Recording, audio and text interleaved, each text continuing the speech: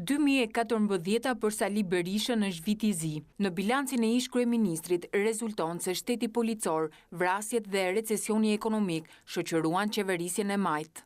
Aktet të rënda kriminale ndodhen gjatë këtij viti në të katër anët e Shqipërisë, por vrasja në vendin më të sigurt e presidentit të bankës më të mëdha të vendit mbetet përsëri aktakuzë rënd për qeverinë.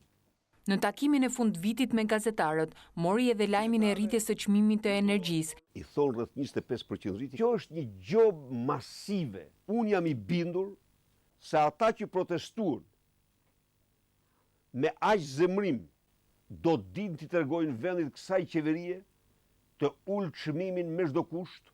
Bojkoti legjitimoi se opozita kishte të drejtë, thot ish kryeministri, por një tjetër sfidë është vendimi që demokratëve u duhet të marrin përzgjedhjet lokale 2015. Me ndarjen e re territoriale, sipas Sali Berishës, Partia Demokratike dele humbur.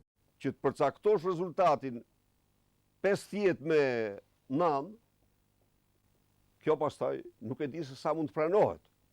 Prandaj dhe këto do jenë çështje të një debati, të një dialogu. Statusi për NBE dhe ringritja e Partisë Demokratike për ish liderin e së djathtës ishin dy arritje të vitit që po lëm pas, ndërkohë urimi i fundit shkon për shqiptarët.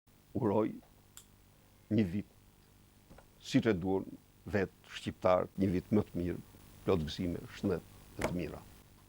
Faleminderit shumë.